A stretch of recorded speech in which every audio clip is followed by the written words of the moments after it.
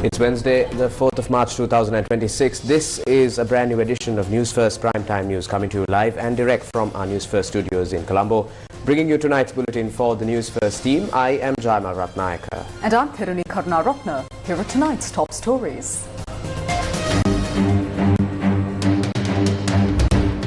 U.S. Secretary of War Pete Hegseth says U.S. submarine attacked Iranian ship in Indian Ocean. Sri Lanka's Ministry of Defense says 80 bodies recovered from international waters. Sri Lanka Navy rescues 32 sailors from distressed Iranian warship in international waters. UK and Spain stress they will not support escalation in Middle East conflict. President Anura holds talks on minimizing Sri Lanka's exposure to Middle East crisis.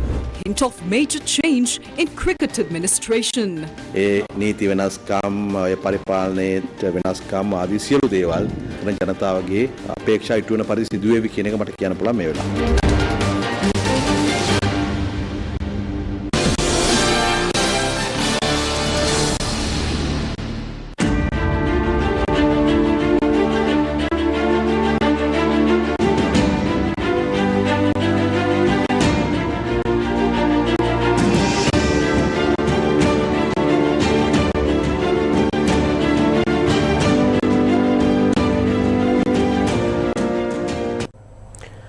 What you just witnessed was footage released by the US Department of War of the attack on the Iranian vessel IRIS Dena in the Indian Ocean.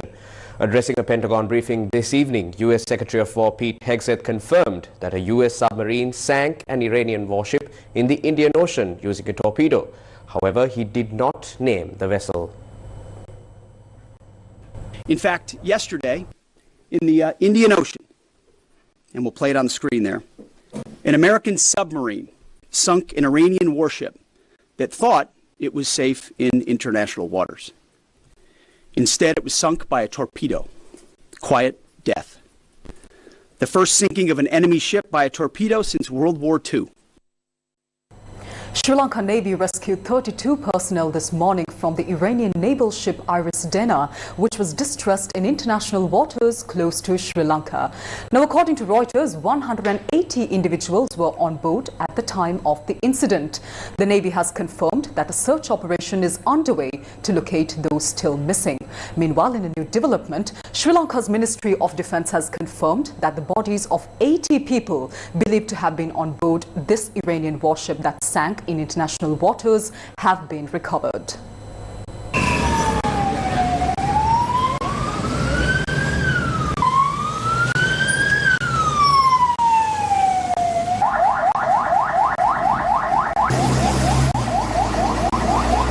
The Sri Lanka Navy received information at around 5:08 a.m. that the Iranian vessel was sinking. Under the International Maritime Navigation Conventions, Sri Lanka carries the responsibility for search and rescue operations in the waters where the distress was reported. As a result, by 6 a.m., the Sri Lanka Navy and Air Force had launched a full-scale rescue mission.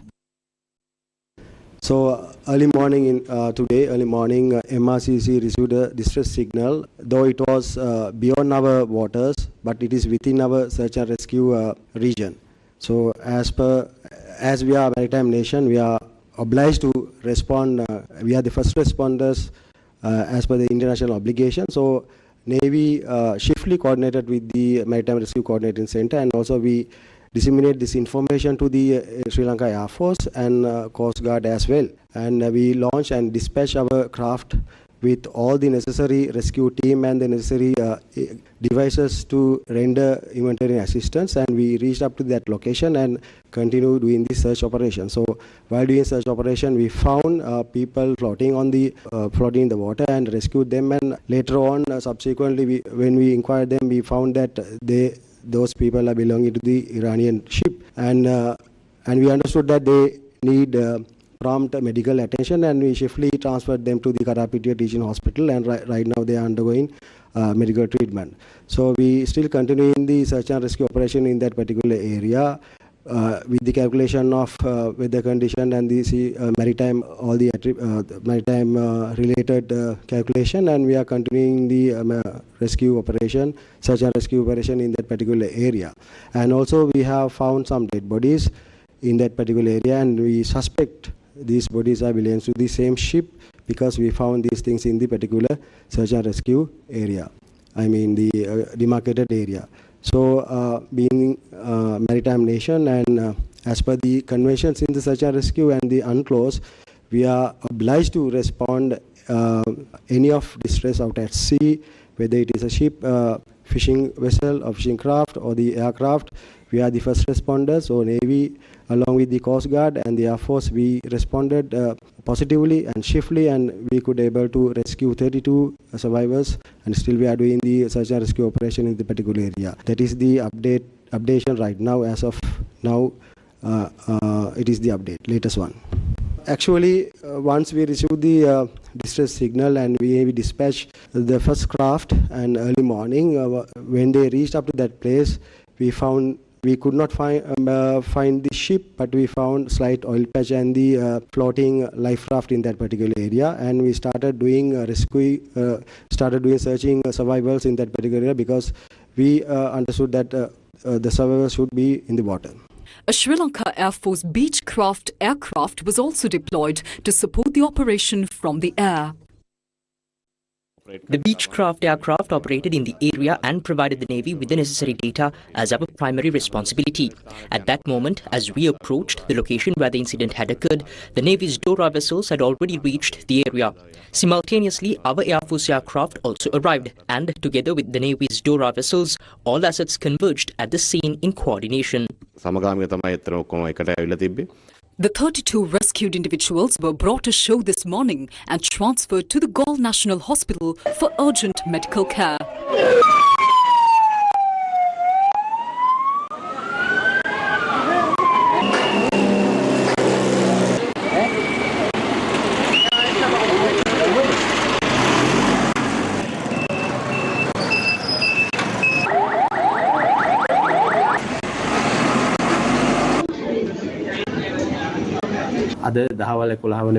By 11 a.m. today, 32 patients from the distressed Iranian vessel had been brought to the hospital. Among them, one patient is in critical condition. 7 patients are reported to have non-critical injuries, and several others have minor injuries. Treatment has commenced and continues at this time. අනතුරු තියෙන රෝගීන් 7 දෙනෙක් සහ සුළු තුවාල තියෙන ඉතුරු රෝගීන් සුළු තුවාල තියෙන රෝගීන් වාර්තා වෙලා තියෙන්නේ. ඒ අනුව රෝහලෙන් ප්‍රතිකාර කටයුතු ආරම්භ කළා මේ ස්ථාවරවල සිදු කරගෙන යනවා. Meanwhile, Reuters reported this afternoon that the Iranian warship may have been struck by a submarine attack. International media outlets cited the Reuters report in their coverage. However, at a media briefing held this afternoon, the Navy spokesperson stated that the cause of the incident cannot be disclosed until a proper investigation is completed, and no official confirmation has been made regarding how the accident occurred. The Iris Dena, an Iranian Navy warship classified as a frigate, a destroyer-type warship, is 94 meters in length, 11 meters in width, and has the capabilities of reaching a maximum speed of 30 knots, and is built solely using Iran's domestic technology. Now, this ship has the facilities, or is equipped with the facilities of carrying and operating a helicopter, and is Iran's newest ship to its Mauj fleet. Now, this ship also has the capabilities of carrying out attacks on air, the sea surface, and also underwater. Now, talking about its air or weapon systems, now the weapon systems include an air defense system, an anti-missile system, and even torpedoes.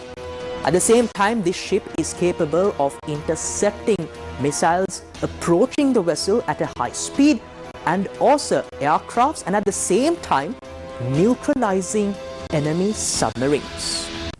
Now, why this ship is gaining global attention is because of the voyage it carried out, or which was carried out rather by the 86th Iranian Navy fleet between 2022 and 2023, where this vessel, along with another Iranian vessel, which was Iris Makran, sailed around the world in approximately 8 months, covering approximately, I could say, more than 63,000 nautical miles. Now, this included, or this covered, you could say, the Indian, the Atlantic, and the Pacific Ocean. Now, in its latest mission, the Iris Dena participated in the Milan naval exercise, which took place in India. Meanwhile, citing the Iranian Revolutionary Guard Corps, several international media outlets reported this afternoon that they had attacked and destroyed an American destroyer in the Indian Ocean. The Iranian Revolutionary Guard Corps announced that the attack was carried out using missiles against the American destroyer ship, which was located 600 kilometers away from the Iranian border. The attack was launched yesterday morning utilizing Ghadar 380 and Talai missiles. While these conflicts are being reported in the Indian Ocean, what is Sri Lanka's stance? The Minister of Foreign Affairs provided an explanation on this matter in Parliament today. The government of Sri Lanka expresses its deep concern over the rapid escalation of the situation in the Middle East region, which poses a serious threat to regional stability and international peace and security. Sri Lanka calls upon all parties involved to exercise maximum restraint and to take immediate and decisive steps to de-escalate the situation, to avoid the risk of a wider regional conflict with serious humanitarian and economic impacts. All parties must refrain from further provocative actions. Honourable Speaker, this is our stance. The emergence of a war-like atmosphere regionally truly impacts our country as well. Therefore, our position is to move forward a negotiated solution to take the necessary steps to prevent such a military situation from developing. We have already held discussions regarding this with various states. Even last night, the President held a telephone conversation with the leadership of the United Arab Emirates. We will be holding discussions over the phone regarding this situation with several heads of state and foreign ministers this afternoon as well. The emergence of such a situation is specifically a threat to regional and global security. Therefore, as a country, we are intervening very actively toward building regional and global peace.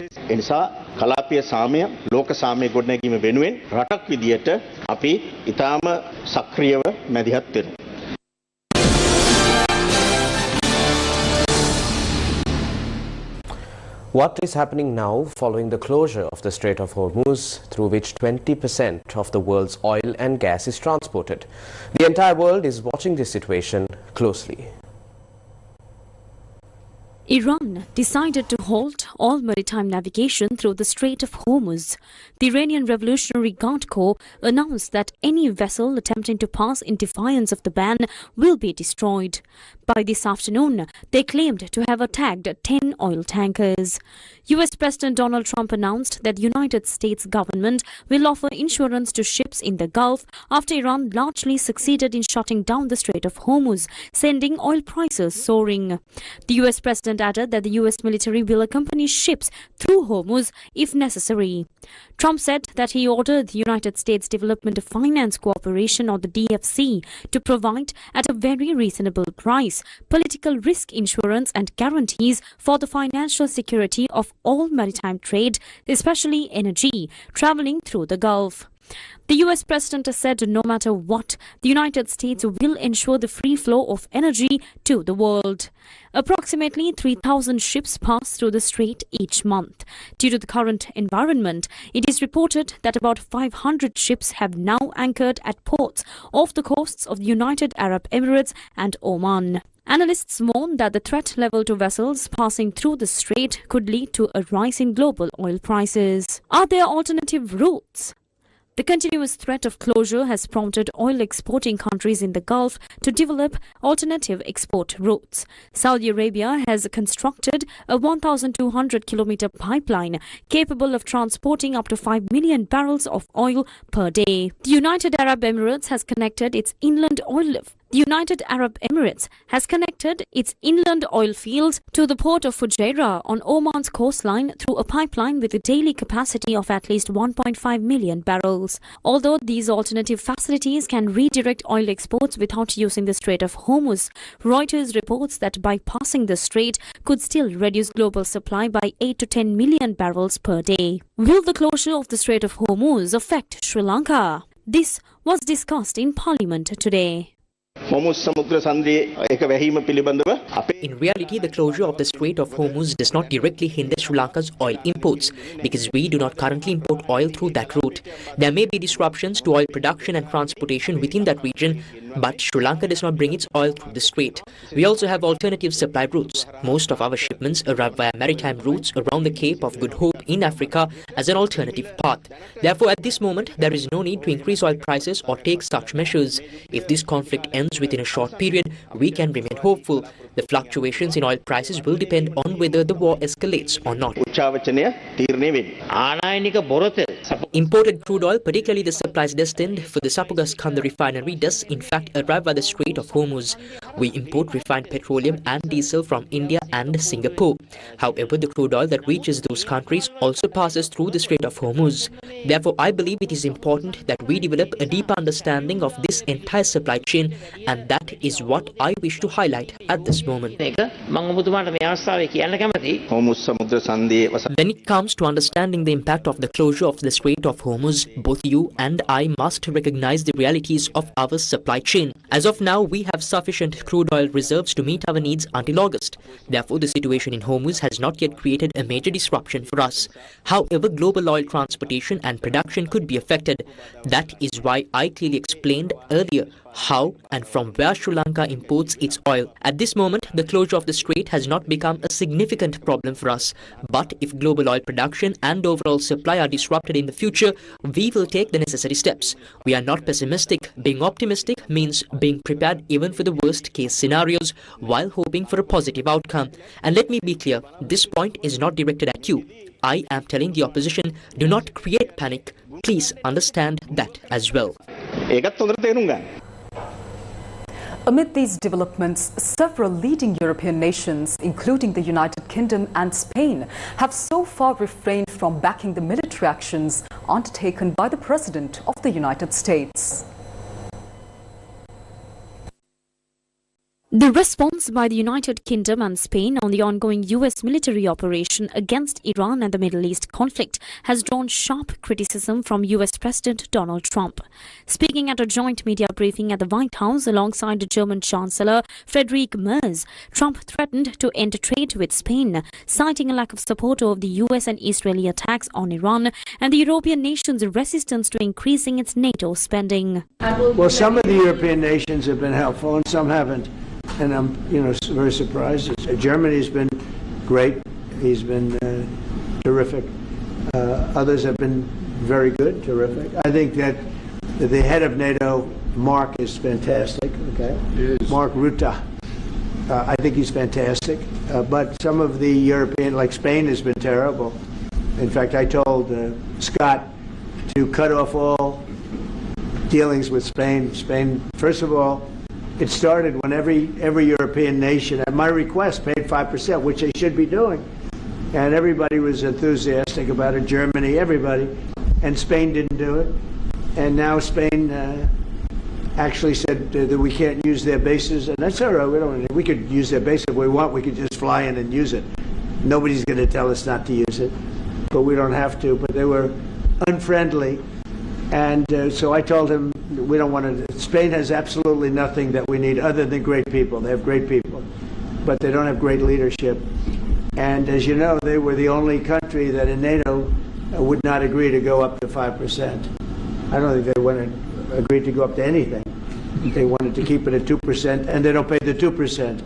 So we're going to cut off all trade with Spain. We don't want anything to do with Spain. By the way, I'm not happy with the UK either.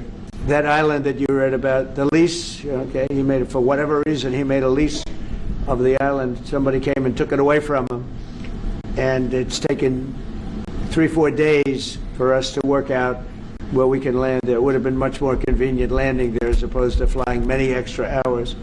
So we are very surprised. This is not Winston Churchill that we're dealing with. British Prime Minister Sir Keir Starmer has issued his strongest rebuke yet of Donald Trump's action in Iran, saying the UK did not believe in regime change from the skies. Addressing Parliament, the Prime Minister also explained his decision on how UK would not join offensive strikes by Israel and the US on Iran. President Trump has expressed his disagreement with our decision not to get involved in initial strikes. But it is my duty to judge what is in Britain's national interest. That is what I've done, and I stand by it. Meanwhile, Spanish Prime Minister Pedro Sanchez has delivered a strong rebuttal to US President Donald Trump's threat to end trade with Spain by restating his opposition to war and what he called the breakdown of international law. In a 10-minute televised address, Sanchez reflected on the wars in Ukraine and Gaza, as well as the Iraq war more than 20 years ago, and said the Spanish government's position could be summed up as no to war. First and foremost, I would like to express the solidarity of the Spanish people with the countries that have been illegally attacked by the Iranian regime. In short, the Spanish government's position can be summed up in 4 words: no to the war. And it is absolutely unacceptable that those leaders who are incapable of fulfilling this task use the smoke of war to hide their failure and in doing so line the pockets of a few. Because the question is not whether or not we are in favor of the Ayatollahs. Nobody is, certainly not the Spanish people, and of course not the Spanish government either. The question rather is whether or not we are on the side of international law and therefore of peace. Some will accuse us of being naive for doing so, but what is naive is to think that violence is the solution. It is naive to believe that democracies or respect between nations spring from ruins, or to think that blind and servile followership is a form of leadership.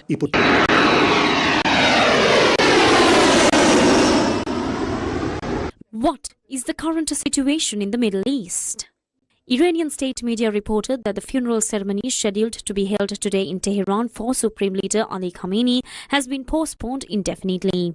According to Iranian media, the ceremony will be delayed until the necessary logistical and security arrangements are fully completed. Meanwhile, reports indicate that Mojtaba Khamenei, second eldest son of martyred Ayatollah Ali Khamenei, is expected to succeed as Iran's next supreme leader. The 56-year-old Mojtaba Khamenei is reported to have served with Iranian forces during the Iran-Iraq war. Since the 28th of February, more than 1,000 Iranians have been killed over a 4-day period, according to regional sources. Among the dead are 181 children under the age of 10. More than 5,400 civilians have also been wounded. Meanwhile, the American military has named its first troops killed in the conflict between the US and Iran. 6 soldiers lost their lives when an unmanned aircraft system evaded air defenses to hit a command center in Port Shuaibah in Kuwait on Sunday. 4 of the deceased, all US Army Reserve soldiers, were identified yesterday by the US military. Captain Cody Koch, 35 years old, Sergeant Noah Tatian, 42 years old, Sergeant Nicole Amo, 39 years old, and Sergeant Declan Coedy, 20 years old. The US Central Command, or the CENTCOM, also said that over the past 4 days, US forces have struck more than 2,000 targets inside Iran. Meanwhile, Israel has launched its 10th wave of missile strikes targeting the Iranian capital, Tehran. A significant number of military sites as well as security headquarters across Tehran have been hit. Despite the escalating situation, Mohammad Mokhbar, senior aide to the late Supreme Leader, has reportedly stated that Iran will not engage in any negotiations with the United States. Unconfirmed reports also suggest that an attack targeted the US consulate in Dubai earlier today.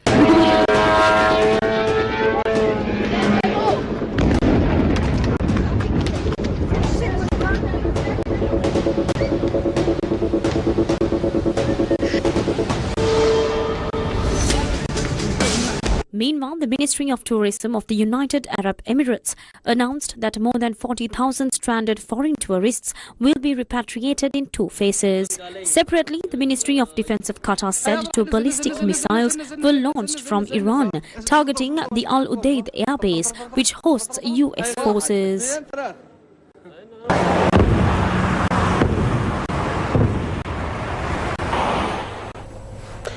A Fitz-Air flight carrying 136 passengers and 6 crew members arrived in Sri Lanka from Dubai early this morning. With the reopening of airspace that was temporarily closed due to the escalating military conflicts in the Middle East, Fitz Air Flight 8D822 arrived in Sri Lanka from Dubai at 12:05 a.m. today. The aircraft arrived carrying 136 passengers and 6 crew members. තාවකාලිකව ගුවන් අවකාශ විවෘත කරපු සැනින්ම ක්‍රියාත්මක වුණා flight කිහිපයක්. Several flights operated as soon as the airspace was temporarily reopened. Sri Lanka's Fitz Air successfully flew to Dubai and returned with passengers last evening. Similarly, several flight rotations are scheduled for today as well. Specifically, as UAE airspace temporarily opens, special flight operations are planned by Emirates, Fitz Air and our national carrier, Sri Lankan Airlines, which is set to operate a flight this afternoon. Additionally, Fly Dubai operated this morning as usual, and Salam Air arrived in Sri Lanka early today and departed with passengers since Omani airspace remains open. However, other Middle Eastern airlines have continued to cancel flights due to the ongoing closure of their respective airspaces. Further information regarding this can be obtained from the relevant airlines or Airport and Aviation Services Limited. ගුවන් තොටුපළ සහ ගුවන් සේවා ශ්‍රී ලංකා සමාගමෙන් ලබා ගන්නට පුළුවන් වැඩිදුර තොරතුරු. A discussion aimed at identifying the possible economic impact of the ongoing war situation on Sri Lanka and the urgent steps required to manage it was held this morning under the leadership of President Anura Kumara Dissanayake. This meeting took place at the Presidential Secretariat. During the discussion, the President emphasized the importance of maintaining constant vigilance regarding emerging developments in every sector and stressed that challenges must be overcome collectively. The President noted that although future scenarios cannot be predicted with certainty, Sri Lanka must monitor emerging developments in every sector continuously and work collectively to overcome the challenges ahead. A lengthy discussion was held on the potential challenges that could arise regarding fuel and gas supplies, the need for proper stock management, as well as the possible impacts on the tourism, export, investment sectors and food security, including the effect that these could have on domestic inflation and the steps required to manage such risks. The President also instructed officials to focus on ensuring that Sri Lanka maintains the economic stability it has achieved so far while minimizing the impact on the daily lives of the public and maintaining control over inflation. While current fuel reserves are deemed sufficient, attention was drawn to the need for maintaining and managing necessary stocks in anticipation of future risks, as well as the expected volatility in global fuel prices. The President examined the steps that may be required to manage these challenges. Meanwhile, the President instructed the relevant agencies to ensure that all necessary facilities are provided to tourists currently affected. Officials from the Ministry of Tourism pointed out that since the majority of tourists arriving in Sri Lanka come from Europe and because they travel through the Middle East, discussions are underway on alternative aviation measures to ensure the continuity of the tourism industry. According to the President's media division, attention was also directed toward identifying opportunities that may arise within the investment sector.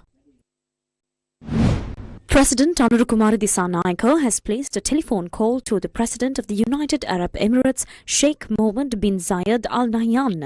During the call, President Dissanayake expressed his regret regarding the recent attacks that occurred in the United Arab Emirates. He conveyed that Sri Lanka condemns all forms of violence and terrorism and assured the UAE of Sri Lanka's full support and solidarity. Newsfirst with the people. Today, we bring to you another revelation regarding our country's cricket administrators who pursue their own personal victories instead of leading the country forward towards success. Several audit reports from the Auditor General have revealed numerous instances where Sri Lanka cricket authorities squandered cricket funds on overseas trips. The audit conducted regarding the 2022 T20 World Cup in Australia uncovered several startling facts.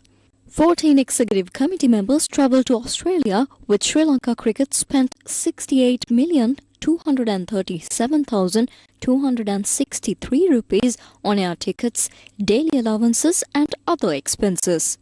Sri Lanka Cricket incurred a cost of 14,757,891 rupees for 4 cricket officials who travelled to Australia for various reasons during the tournament.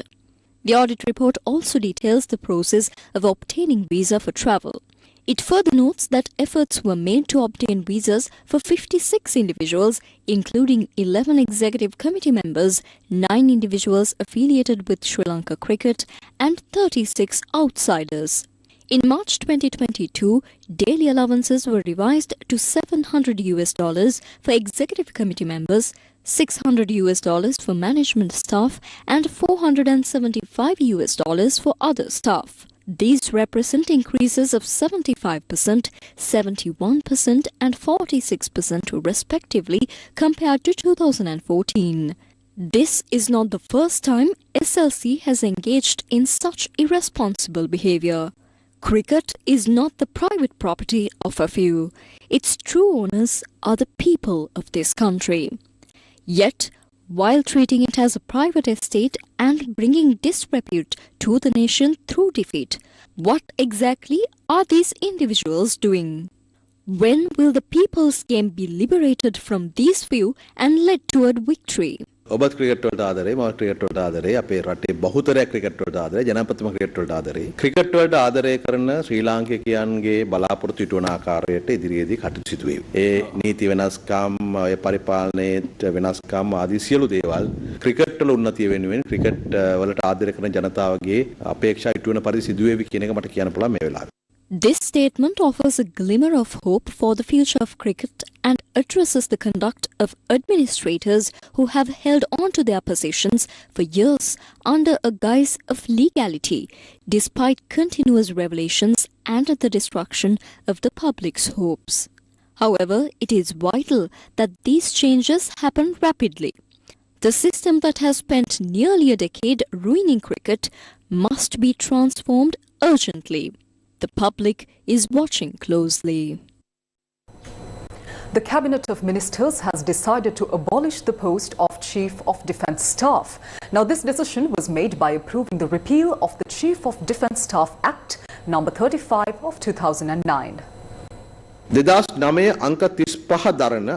Approval was granted during the cabinet meeting held on the 24th February 2025 to draft a bill for the Chief of Defence Staff Repeal Act number 35 of 2009. Accordingly, the Attorney General's clearance has been received for the bill of the Chief of Defence Staff Repeal Act, which has been prepared in all 3 languages by the legal draftsman. The cabinet approved the proposal presented by the President in his capacity as the Minister of Defence to publish this bill in the Government Gazette and subsequently present it to Parliament for approval. A meeting between Prime Minister Dr. Harini Amarasuriya and officials of the Asian Development Bank was held recently at the Ministry of Education to discuss the Human Resource Development for Education project. Discussions between Prime Minister Dr. Harini Amarasuriya and officials of the Asian Development Bank focused on enhancing the quality and relevance of senior secondary education, strengthening the quality of the educator workforce, and improving a plan for education sector management.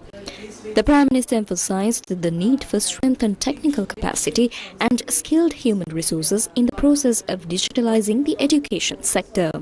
The Prime Minister highlighted the government's focus on comprehensive system development, noting that the ultimate goal is to build strong human capital capable of leading the country forward in all spheres of national development. ADB officials reaffirmed their commitment to supporting the government's ongoing education reform process.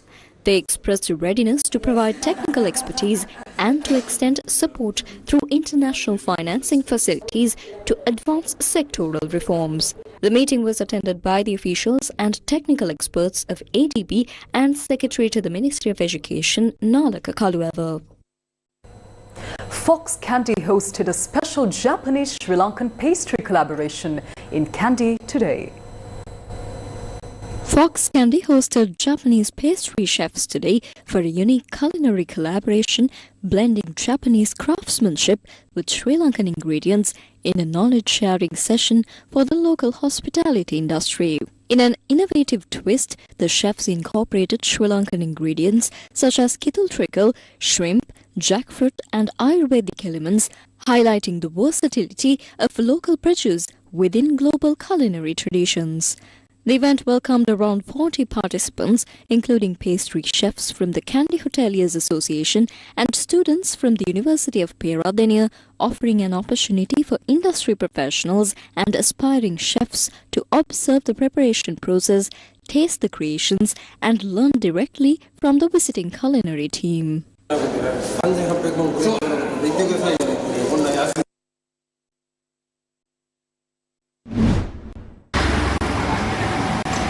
An art exhibition featuring the masterful works of the late artist Sirasa commenced today in Jaffna. Organized by Fox Resorts Jaffna, the opening ceremony was attended by several prominent figures, including the Indian Deputy High Commissioner to Jaffna, Sai Murali, and the Chief Executive Officer of Fox Resorts, Chris Coyne. They were joined by the family of the late artist and the resort staff to inaugurate the collection. The exhibition showcases 28 distinct paintings that serve as a visual narrative of the art, culture, and lived experiences of the Jaffna people. Visitors can explore these works daily from 10 a.m. to 10 p.m. until the exhibition concludes on the 10th of April. Sirasa was a multifaceted creator whose influence extended far beyond the canvas. A native of Jaffna, he was a renowned book cover designer who earned widespread acclaim for his landscapes and lifelike portraits.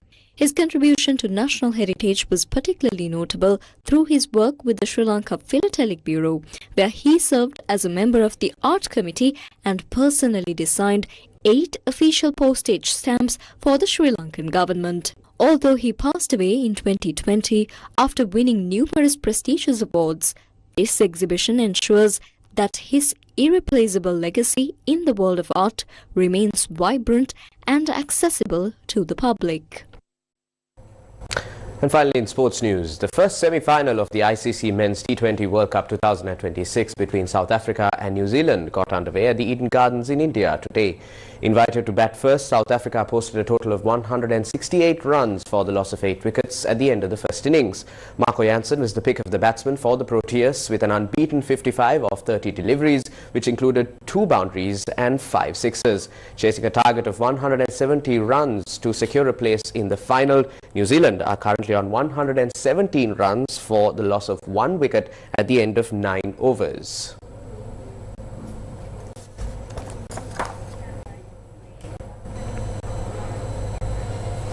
And that's a wrap of Primetime News for tonight. Thank you for joining us. Good night.